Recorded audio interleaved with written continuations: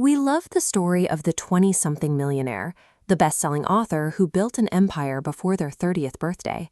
From the outside, it looks like they simply outworked everyone else. But look closer, and you'll find a series of quiet, ugly trade-offs happening behind closed doors. To build that kind of velocity, you have to let the scale tip. You aren't trying to find a middle ground. You're deliberately breaking your life in specific areas to fuel massive growth in one. Take Ali Abdaal.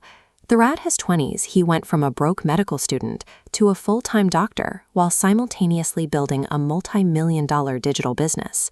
He reached financial freedom by opening the ledger and adopting habits that were as effective as they were toxic.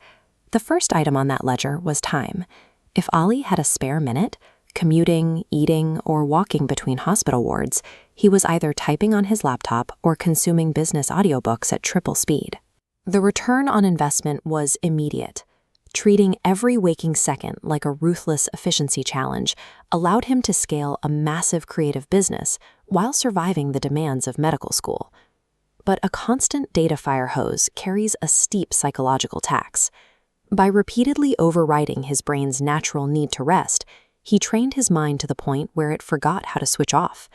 Even at the dinner table with his family, his brain was running subroutines on how to optimize his revenue. When you monetize every spare second of your downtime, you eventually lose the capacity to experience the present. The next items on the ledger were health and professional safety. To save hours every week, Ali stopped grocery shopping and lived almost entirely on takeout. At work, he did the absolute bare minimum required to pass as a doctor, ignoring the research and audits his peers used to advance their careers. The math worked in the short term.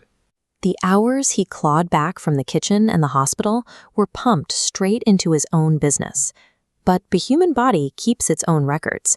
Years of slouching over a screen and eating unhealthy food left him with postural damage, deadened muscles, and a physical deficit taking years to address. It was also a massive gamble. We see his success now because it worked, but if that business had failed, he would have been years behind his medical peers, with no fallback. Outlier wealth is rarely free. It is often subsidized by taking out high-interest loans against your own physical health and your professional future. As the money started coming in, Ali began calculating his exact monetary value per hour, down to the final pound.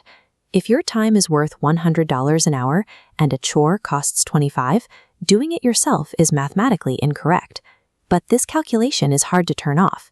You start looking at a 30-minute drive to see a friend as lost revenue. When your brain is programmed to act as a profit machine, it loses the ability to value anything that doesn't have a price tag. By his 30s, Ali had achieved total financial freedom, but he quickly realized that his productivity muscle was now so overdeveloped that it was actually working against him. He now has to spend his time and money trying to undo the damage.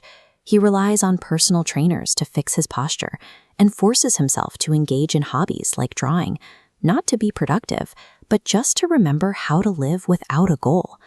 Winning the game of wealth requires a mindset that makes it nearly impossible to win the game of a peaceful life.